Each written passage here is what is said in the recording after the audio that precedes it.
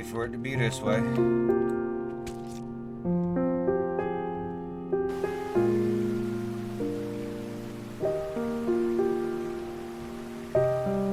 really didn't want it to have to happen. I don't want to choose this.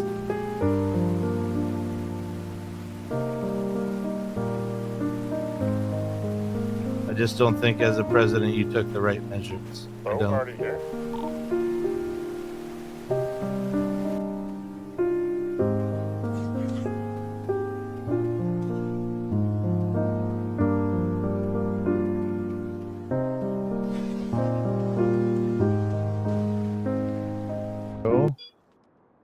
All right, now. Let's see, name, Morgan Jacobs, date of birth, okay, that's type, blood type, AB, A positive, all right, okay.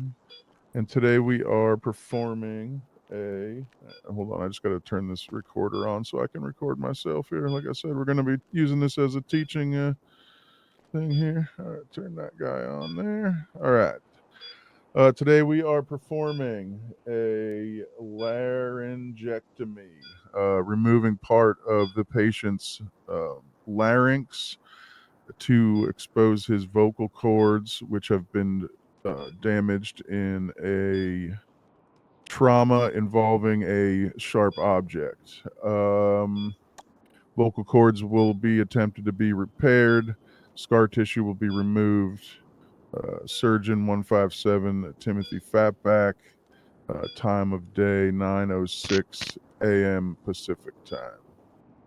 All right, now you understand what we're about to do here, bud? You can just nod. You don't have to. I know you can't talk, and I took away your pen and paper, so just understand that I am gonna put you under and anesthetize you. And you will be unconscious for this procedure.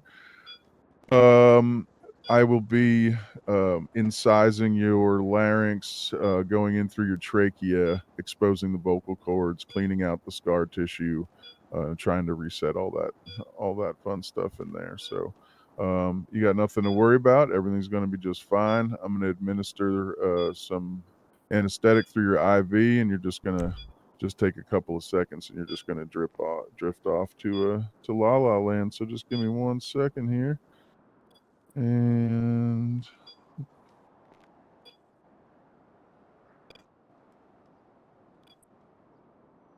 okay. And there we go. All right. And okay, so we'll give it a couple seconds, watch the monitors. And he's out. All right.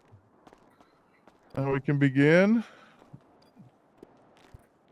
First order of business will be to incise the trachea, exposing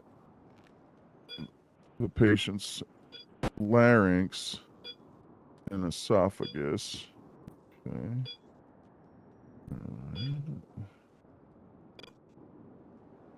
Okay, here we go. Making the first incision. Okay. Oh man, there's a lot of scar tissue in there. All right, note, doctor's note, patient has excessive scarring, much buildup around the vocal cords. Once exposed, it's easy to see how the vocal cords have become immobilized. All right, let's see here. I'm gonna go ahead and get this here scraper thing.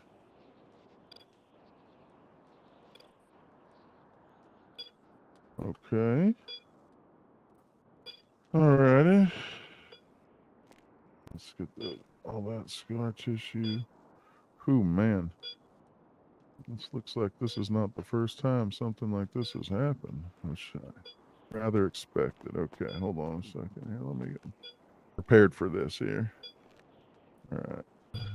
I'm going to go ahead. The first layer of scar tissue. Now I'm going to trach it. I'm exposing it completely.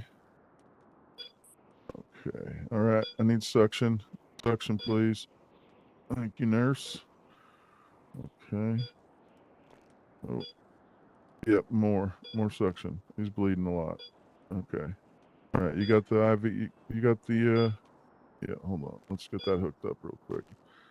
I'm gonna go ahead and hook you up. I'm gonna push some blood serum here, bud. You're losing a little bit of blood here, so just bear with me. I'm just gonna go ahead and hook you up to the transfuse machine. Okay. Okay. All right. Okay. Stabilized. Your blood pressure is dropping a little bit. Okay. Here we go. All right, nurse. We got it. Don't you worry about it. It's fine. He's fine. It's fine. It's to be expected. We have his trachea wide open. So, okay. Back to the matter at hand. There's a lot of scar tissue in there. Okay. All right. Okie dokie. Okay. Whew. All right. This is the delicate part here. I don't want to get up against those vocal cords. You nick them and it's game over. So I'm just going to take a deep breath and center myself. Okay. Here we go. All right. I'm just going to go ahead and add this stuff all. Okay. Oh, man. This is delicate. Delicate stuff. It's like shucking an oyster.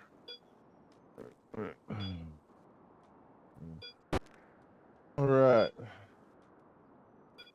Looks like we have to do a tiny pharyngectomy here. We have to remove a little tiny piece of the pharynx.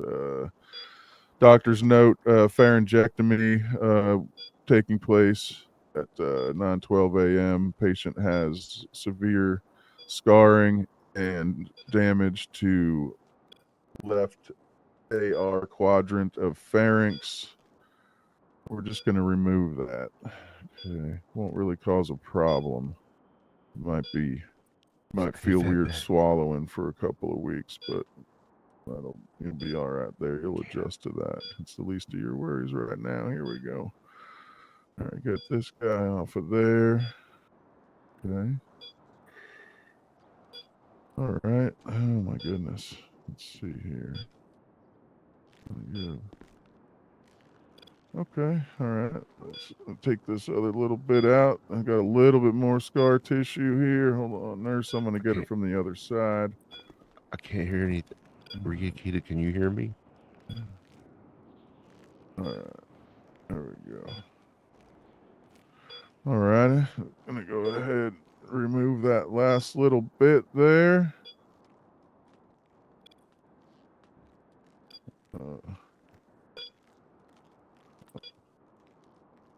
Okay. All right, let's get that out of there. Get all that junk out of there. You're gonna be a new man. You're gonna get that voice back. Everything looks good. Everything looks shiny. All right. Now the next thing I have to do is place in this.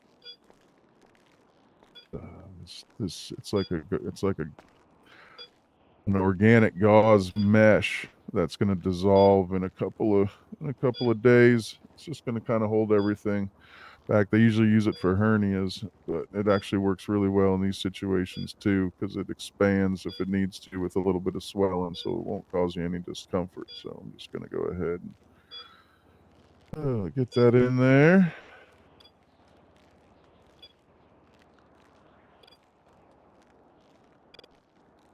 Okay. All righty. Man. Come on, get in there. I'm gonna have to get that guy sewn in there real quick. Okay.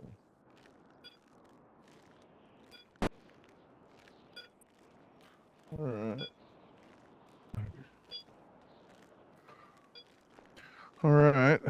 Okay, now we're going to have to close this wound up. Now,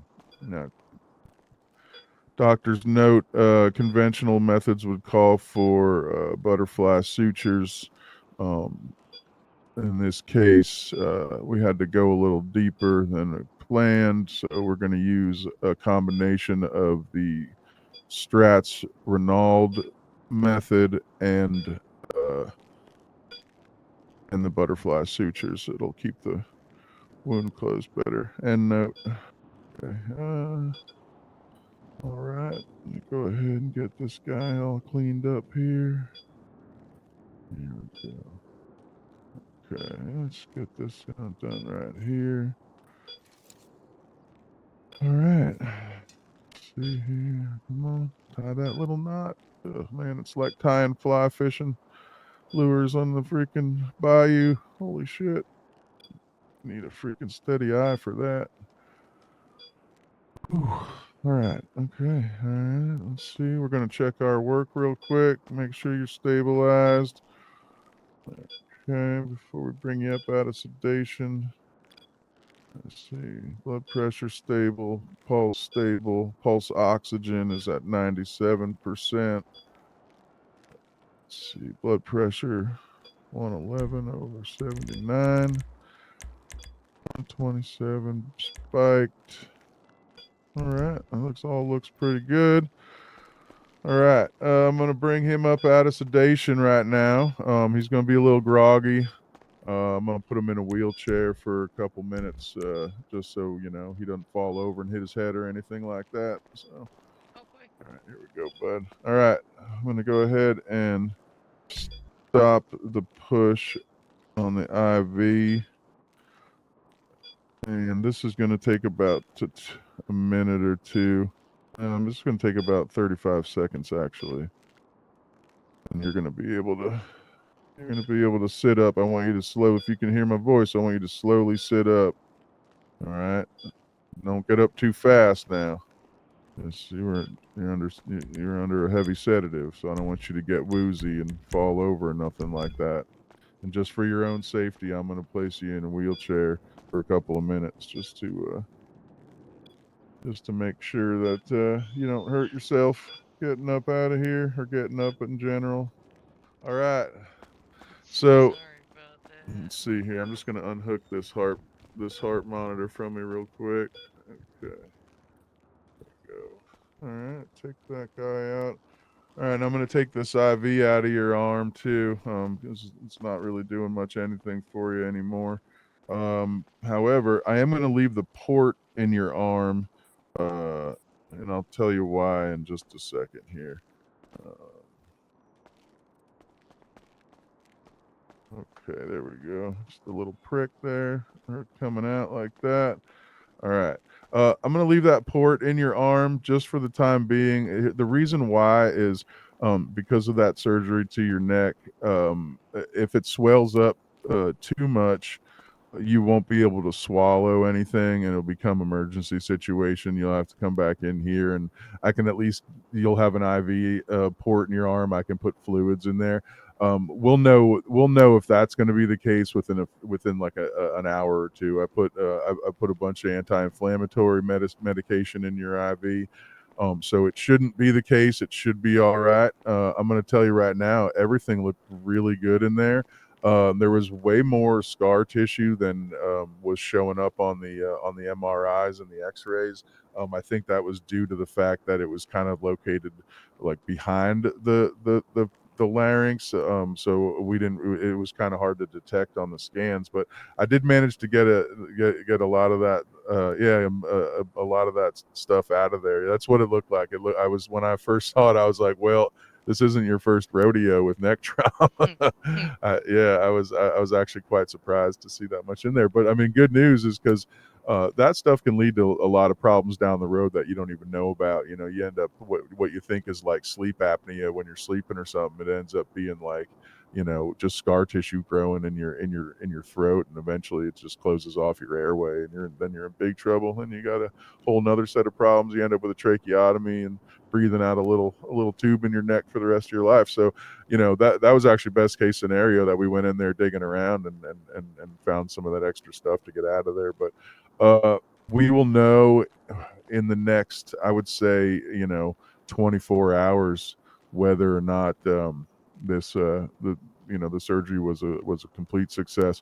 Well, I mean, not complete success, but we'll know whether or not it was, if it helped the vocal cords. What'll happen is, hopefully, is the voice within the next 12 to 24 hours, the voice will start coming back. It'll just start as like low, kind of almost inaudible gruntings and stuff like that, as the vocal cords, reset themselves and re-strengthen, and they have to get, they have to have that, that tensile strength back. So they're going to go ahead and you'll be able to make some noises, some low graveled grunts, and then you'll move on to being able to be more audible and forming more words pretty soon after that.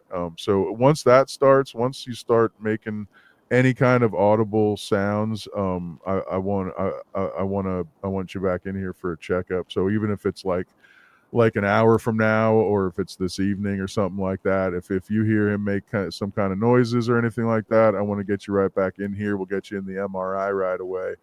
That way we'll be able to see right then and there how good we did and how much of that stuff we got out of there. So yeah, I mean, I'm happy with the way this went. I really am. It was pretty textbook as far as things going properly. It was pretty textbook. It was pretty clean in there, other than the scar tissue, and we got all that out of there. So you should be Oh yeah. everything goes well. You should be like a new man. You could start singing opera or something, maybe. Who knows? You got a whole new career ahead of you. You could be the next Taylor Swift there, bud. All right, let's go outside, get some air. I need to rest a little bit. Hey, he's Okay. all right. Everything's good. I think No we worries. got the Bye. problem solved.